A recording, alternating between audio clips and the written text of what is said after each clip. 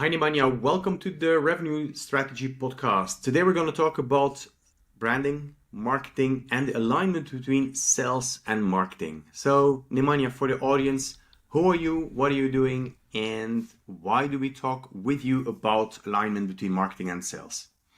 Hey, Cedric, nice to meet you and nice to be here. And, thank you for inviting me to talk about some of my favorite topics. Right. I'm the founder of the funkymarketing, which is basically a B2B consultancy that works with high ICV and long sales cycles companies, mostly B2B tech, and help them mostly create demand through learning and basically teaching them how today's buyers buy, which is quite different from what it was just a few years ago. We'll talk about that.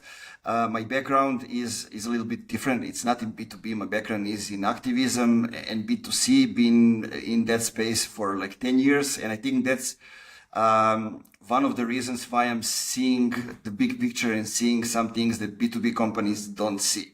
Right. I went into the B2B when the shift happened from lead generation to demand generation. And when that shift from transactional to relationship based, buying mode Yeah, happened. yeah. Yeah. In short, Okay. that's it. Yeah. I have a lot of very fascinating things there, right? So you spoke about the shift between lead gen and demand gen, and I think it's a very nice start to talk about this because then the alignment between sales and marketing will also be very important around this. So how do you see this shift happening, and maybe what are the misconceptions that people still have? Yeah, look, back in the days, the C-level needed something to measure marketing on. Hmm. And that's when they came up with MQS, which is, marketing qualified leads, basically somebody who watches the webinar or downloads the ebook. But as you set up the measurement for something, you want to get more and more out of these things, right?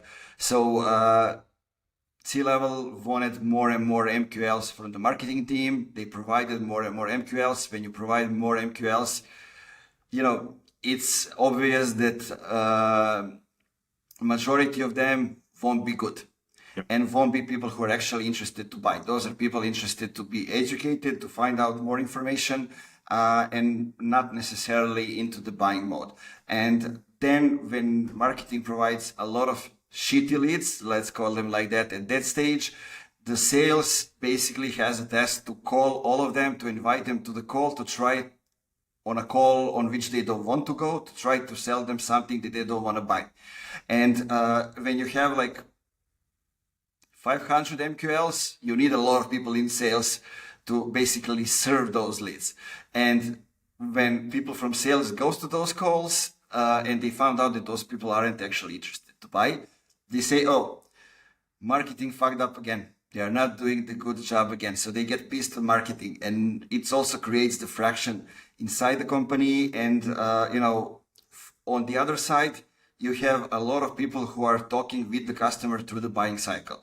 Right. First, you have marketing, then you have SDRs who schedule the calls, then you have account people who are actually here to close the deal, and then you have also the customer success at one point. And when you zoom out and look at the big picture, differentiate today in a B2B tech world when most of the companies have the same technology and more or less the same products, is how easy it is for the customer to buy. How do we facilitate the buyer's journey? That's the differentiator, and companies are actually making that hard.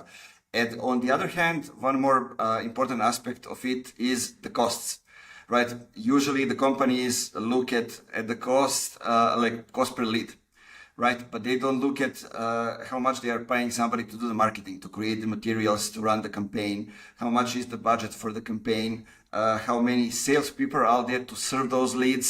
And, we also have the customer success in the team. So usually companies say, "Oh, it's like, I don't know, from $250 to $500 per lead."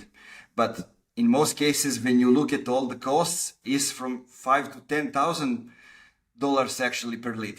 So it's a lot bigger costs.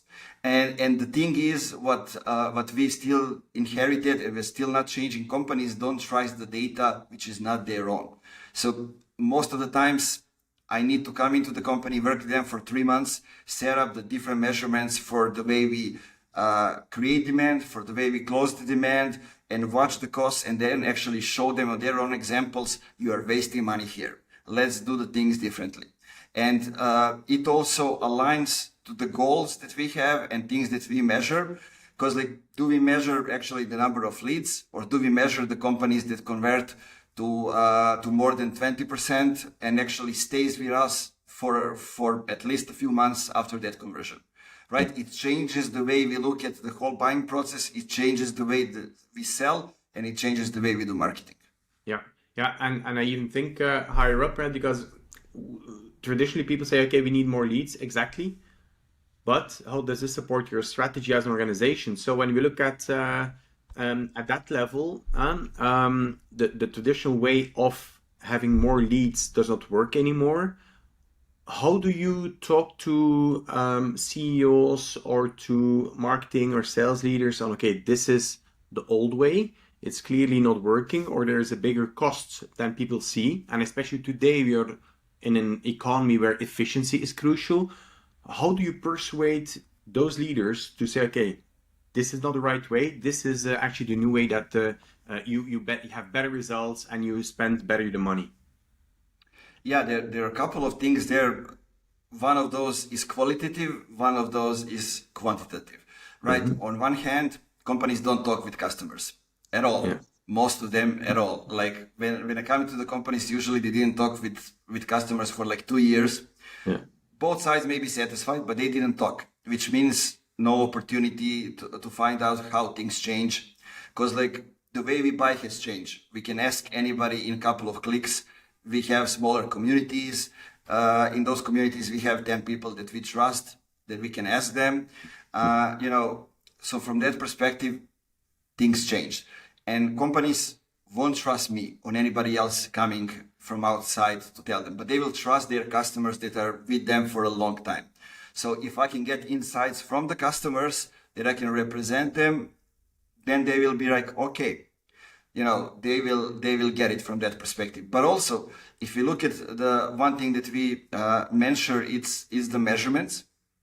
So the way most companies look at how they measure marketing and sales, it's through the closing demand metrics, which means mostly Google and CRM. But when you look at Google emphasize that everything is coming from Google, right? Yeah. From Google Organic, Google Search, or they give us maybe the name of the platform. It can be Slack, it can be LinkedIn, it can be something else, but we don't know what happened over there. So we don't focus on those things. We put an emphasis on Google Search, right? From that perspective. But on the other hand, if we measure how we create demand, the most easy part is, asking a question on our website, how did you hear about us? Or maybe I add the second one, why do you like to work with us? Basically, it will tell us if our marketing is actually doing something or no. Because people will tell us, I heard about you from that and that person. I hear from that and that company. I was on that conference that talked about you. I heard on LinkedIn, like your CEO had a post. Or, somebody from our marketing actually saw the video from that and that person they posted in our Slack, and that's where we saw it. Right? From that perspective, we see specific things that are happening. And what we do usually, we share them we open a Slack channel inside the company, when we actually share it as announcements wherever somebody comes in through closing demand and actually schedule a call. Right? So the whole C-level and executives and leadership can see what are those people saying? What did they choose to work with us from that perspective, right? And bit by bit, it all comes down to the place when they realize what's happening. Because, there's been all around LinkedIn, you and your listeners probably know that 95% of the companies aren't in the buying mode to buy now. As the ACV goes up, and the sales cycles gets longer, it lasts longer for them to buy, right? So sometimes it can be once in 5 years. At the same time, when people choose who they're going to buy from, they have 5 or 6 companies when they start the research, and I think it's in 80 something percent, they come back and actually buy from one of those 5 to 6 companies when they finish the research, right? Yeah. So the job is to be in one of those. And actually, if we look at it now to conclude from those perspectives, like separately, how do we create demand and how do we close demand? Basically, what we'll tell them is that, we need to go before people come to the Google and be the ones. Why are they coming to the Google? We need them to come to Google for us. Yeah, exactly. Right? Yeah. And it is exactly with for me, the buyer journey, it starts way too late. It starts at the awareness, that 3 to 5% that you spoke about, but then it's a 95% that is the moment that you should create awareness of what trends are happening, why you should implement this or this solution, and why it does matter. So when we are right now in this shift in the market, right? So from lead gen to demand gen, you're clearly at the forefront of it. So when you talk about alignment between sales and marketing, often those are silos, right? So, and I worked in companies where marketing did not speak to sales. They had their events, but there was nothing else of communication around this, which was sometimes very confrontational. How do you align then on the management level or on the leadership level, sales and marketing? What are initiatives that they take? How do you let them communicate with each other? Yeah.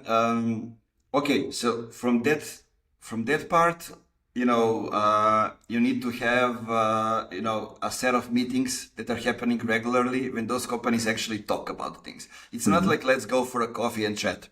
It's like we need to have regular meetings and talk about things. Now, things differ inside the company. Sometimes it's the sales person that runs maybe the revenue team under which are marketing and sales, or it can be the salesperson. Sometimes it's the CMO that or VP of marketing that runs those things.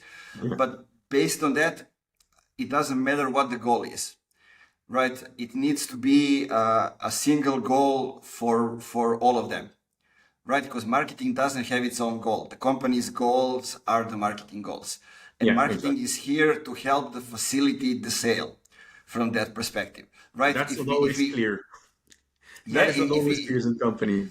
If we get back to the beginning, what we talked about, if marketing does its job well, it means that the company knows who they are, how do they position, how do they do the messaging, how do they communicate. They know who are their target audience and their jobs to be done, and how do they communicate the value of what they sell for what those people are doing inside the company to do their job.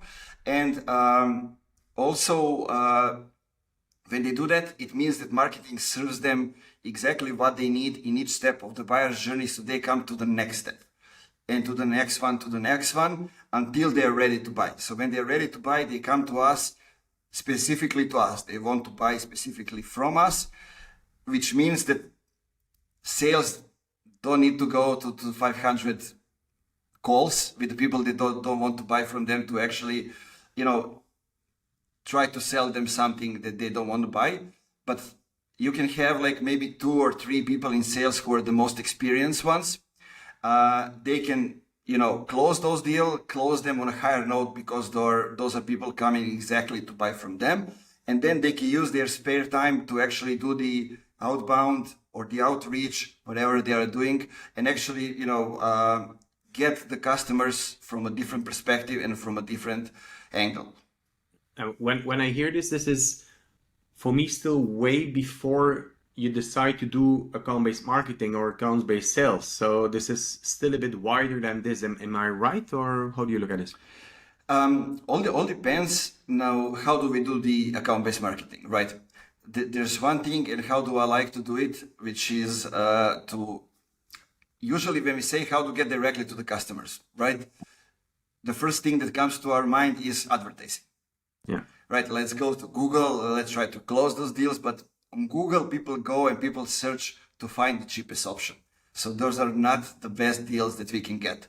What I like to do is, and most of the companies don't like to be recorded on a video and to talk, especially in tech companies. There are a lot of people who are introverts, especially in the leadership. But if we get from that perspective, now the podcast is a big thing, and I like to use it to our advantage, which means I can come up with whoever is our ICP. For example, like it can be CTO of the company, it can be the CMO, and I can invite those people to an hour of conversation, right?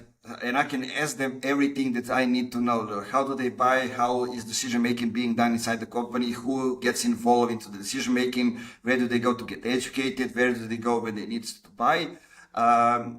And basically, like everybody likes to talk about themselves for an hour or half an hour.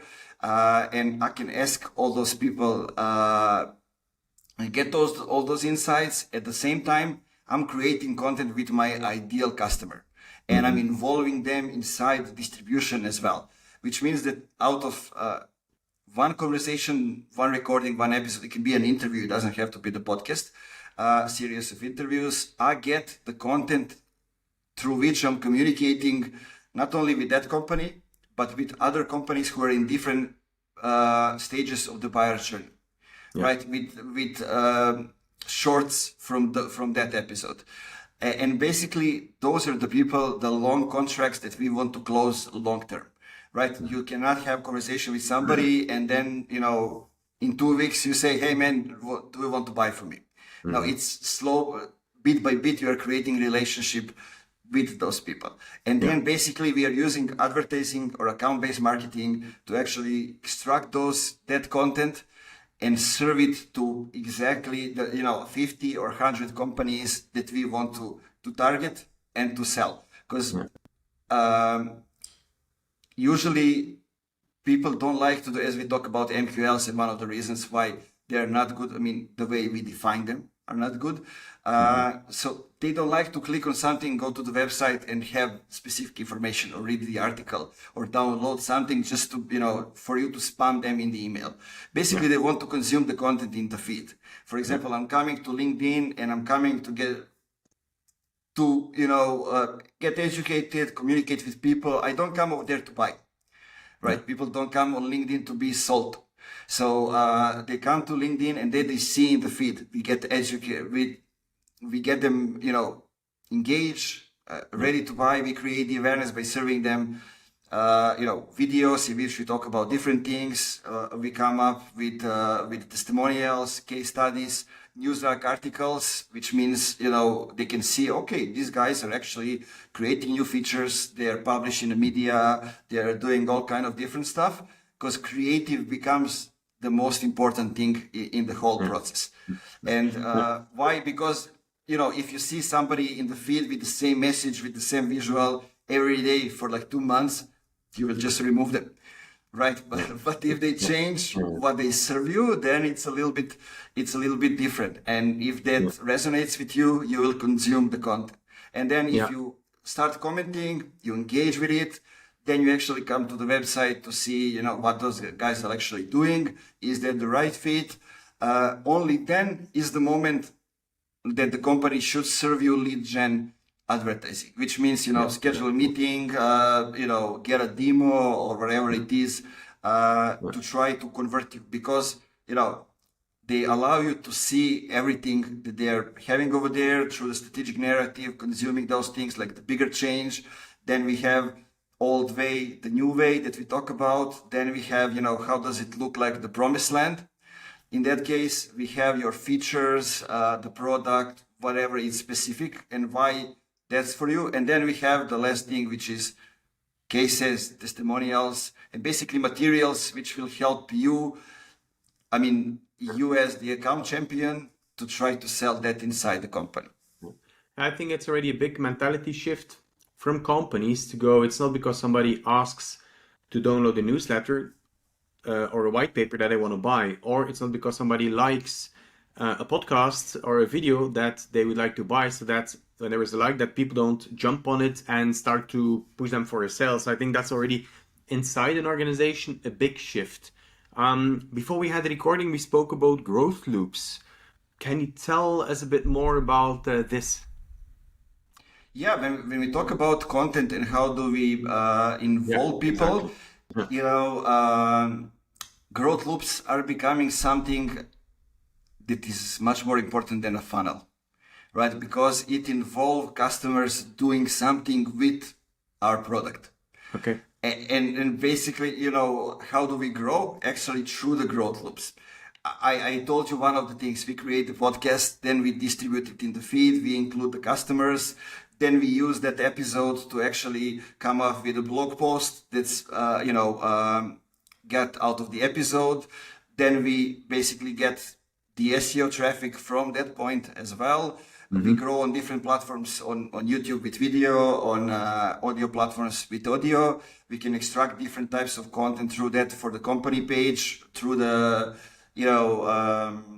quotes, through the infographics, through different things. And then we basically go in the circles. But few companies are, I would say, like the most known for those things. It's definitely Loom. The Chrome extraction that basically gets you, new user signs up, records the video, and then they share the video. It's the most simple thing that they do, and it's their product. And it's called usage-based loop. Then we have user-generated loop with Quora, where basically the customers are the one who are actually creating the content on the platform. Right? They find the content, they create the content by answering the questions, and then the content is indexed on Google through that. Yeah. So people come to Quora from Google. Then we have Figma, where basically user signs up, creates a design, and then it invites team members to join the Figma. And one of the most famous ones, and my favorite, because I'm the guy who likes music, is the Spotify. When we have the user that signs up, then basically feeds playlist data with that. Then they summarize the data. You share the data, and then the new user signs up, and it goes into the circles, right? So one of the things that Spotify just did around the new year is they come up with the top playlists. Insights, data, and those kind of things. They serve it so you can share them as Instagram stories. You can download them as PDF, and basically, it's your music, it's your podcast that you're listening, all kind of different stuff served to you in a nice format with the music, well designed. And one thing additional that they did, listen out, that it's important if you like music, which means they got every artist on a platform to record the video, which says, hey man, thanks for following us, thanks for being the #1 fan. And basically at the end of that, they serve you that video. Right? Yeah. And with the artist, they also created like, the t-shirts and all, small things that you can buy. But it's madness, like I'm finding The National is my favorite band. And at the end of that, The National creates a video, they don't say my name, but they serve to me. They talk to me at the camera, right? So basically, through that, you use your product to kind of make a growth loop to grow through your customers. Yeah. So it's actually. I wanted to shift to the another topic. It's much more than branding. I mean, it's a part of branding, but then. When we speak about the groups, when we speak about the company, when we shift then back to the companies. Because what I often get the question about, to build a brand and to build on that content and to have the alignment, sales and marketing. So where do we start? Do we start with the company and have on LinkedIn and the company pages starting with the videos? Or do we work with the founders, which are often introverts, as you said, or with some other champions within the organization to build up the brand? So how do you go about this? Yeah, so let me tell you how it goes. So first, when you have the company, you have the founder, right? It's the founder's story at the beginning. Then as he hires people, they add to the story. And then it becomes, at the time when you end the customers, it becomes a totally different story. Like the stories that we now have from Netflix, from Google, they are totally different, and they are the stories that are told by us, the customers. It's not the stories how Google started. Like Google started as the company that was created to help startups run advertising because it was highly expensive at the time. Nobody knows that story if they didn't Google it or heard it somewhere, right? Google is now something totally different. But so from that perspective, on LinkedIn, if you focus on LinkedIn as the main B2B platform, the platform is focused on individual accounts. But, we start from the company perspective. So we need to know who we are as a company, how do we position inside our industry, and who we are. How do we communicate those things? When we have those things aligned, then we can actually go and activate the people from the company. Which means, usually it's the CEO that talks about the vision, talks about investing, talks about leadership. Then we have the CEO that usually talks about running a business operationally. Then we have, for example, somebody who is the copywriter, talk about psychology and talks about, writing. And it goes on and on. Usually in most companies, the most active people are marketing and sales, as like on LinkedIn, 80% of the content comes out from those two groups because it's their job to sell, right? From that perspective, but also I find out that it is extremely important that the leadership get activated because, they choose one platform. You need to have one platform to communicate with your audience, to get the feedback on how your team is doing, how your product is doing. And, you may not need to be, active every day, but you can be active in the comment, consume content and those kind of things. So what I hear you saying is that you don't have one video or one piece of content that you just send out all of the different channels so that the CEO and the COO, the psychologist, the sales, they all send the same video, but each on their level, on their scope, they will craft their own messaging and within the initial content that has been written. Am I right? Exactly. What you say would be spamming the feed, right? And it was nice. It worked like in 2017, 16, you can share your blog post with one click in 70 LinkedIn groups. It's not strange that they eliminated that, right? From that perspective. Exactly. So what I'm a fan of, and when I work with companies on how can they actually use LinkedIn into their advantage, I like to create the hub inside the company, which is one channel, for example, on Slack, when we have the leaders from the company, because, if they are active, then the people will follow. But those leaders need to be active in helping others communicate, right? Maybe they can serve them, this is how you can communicate this. For example, we have like the PR piece of content, like, this is how we do it. These are the few ways in which you can share it, but you can always do it in your own way because a lot of people can do it, have their own way if they are communicating. For example, designer would be totally different in how they communicate from somebody who is the CTO. Right. So from that perspective, I do it like that. And then let me just connect it all. When they grow, the company brand will go. But I like to use the company page. For example, let me use the example that I talk about with podcast or like interviews. I like to share the shorts with the guest on the company page and actually use the company page to grow the brand of our target customer. So the guest on a podcast. And then involve him this way. And basically, while we are doing that from the marketing and sales account, I like to also connect with people from that company. So maybe the CTO didn't get that they need the product, but other people from the company would maybe see the content and maybe they will realize, this is actually what we need. So from different perspectives, so we are creating relationship with other people from the company, not only the decision makers, but also the people who will use our product, right, on the other side.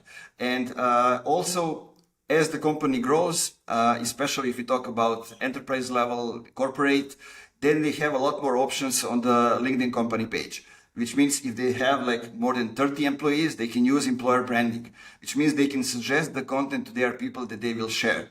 They can follow how their people are engaging, how they are contributing, right? So from that perspective, they can use things in a different way. And also there's one thing that, one option now, which is like buzzing all around LinkedIn. It's the new option.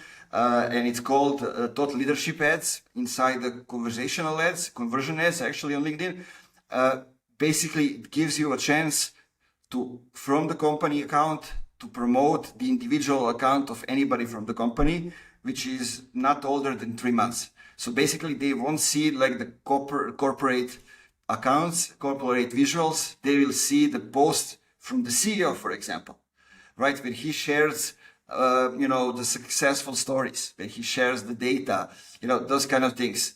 And then it's much easier for, for people to engage. You're also boosting the brand of the leader of the company at the same time. And there are a lot of nuances there that we can, go deeper and talk about, but I think people get the what is the main thing. The main thing is you need to create relationship with using your people from your company with the people that you are selling inside your target companies. Okay, sounds good. And so it's actually quite extensive in a sense. I see an entire table and a planning building up. So this is the whole template that you were speaking about. Maybe to wrap it up, how do you start? How do you make clients and maybe again sales and marketeers and then the founders saying, okay, go, that's the way we move forward. This is how to start. Yeah, look, most companies already have content on their website. So most companies already have blogs, which are mostly created for SEO, right? In that perspective. So how I like to start, I like to use that content and adjust it for the social, right? And then I can use it with the accounts that are involved in the strategy, which means maybe the leadership, maybe the marketing, sales, and distribute that content through the feed. Sometimes it's through video, sometimes it's through visuals, infographics, whatever it is. And with that, we activate those people. Then I usually like to run a survey to the leadership and ask them, I call it popular psychology questions. When I ask them to rethink why they are here, what do they want to achieve, and those kind of things. And then we have from the company perspective what they are doing at the moment. So basically, that's how I activate the leadership, because it's usually harder for them to become active and to find time for that. So I said, okay, have an hour a month when we can go deep. I can ask you questions, basically do the transcript and get their own words, and we create the post out of it. They are engaged in the comments and communicating with people forward. But those things, basically, we can automate for them, and it can become much easier. Or somebody from marketing team does that. So that's from one perspective. It's much harder for them to jump into the podcast. Usually it takes time for that to happen. So I like to do that. Also, if we have a couple of articles which are written specifically for the bottom of the funnel, like maybe testimonials, case studies, or our processes, maybe how we actually do specific things for specific industries. I like to use the advertising to basically shorten the sales cycles, because we are creating organically relationship with those people, engaging with them. At the same time, we are serving them these bottom of the funnel things inside their feed, and they are consuming them, and basically we are shortening the sales cycle, because organic to work, it takes like at least 6 months. But as we involve advertising, we can cut it down in half. And from that perspective, it's, it's much more meaningful. At the same time, what we are doing while we are doing that, I like to not waste time and ship things fast. Then I go and I check out, okay, let's see if the awareness and that part is working. Also, before that, I always like to involve, like, if I can, like Google Ads, if they have the budget and those kind of things, to kind of see how much demand is out there, how much demand can we close, right? From that perspective. And what I like to do is run them through the strategic narrative and then see if their story is aligned with everything that we do. basically we get also the feedback from the social, from the content that we are already posting. And then we just optimize things. We optimize until we get what we want to get, the clients that we want to get at the speed that we want to get them, and they stay with us for the time that we want them to stay. Okay. All right. Very interesting. All right. Cool. Thank you very much. We are over the 30 minutes. Thank you very much. A lot of content, a lot of information into this, and I'm pretty sure it was very useful for everybody. So thank you so much, Nemanja. I will share your contact details in the post, in the feed, and I wish you all the best. Thank you. It was a pleasure, and thank you for guiding me. I think we got really deep, and we said a lot of things in like a little more than 30 minutes. Exactly. All right. Have a nice day. See you, man. You too. Bye bye. Bye.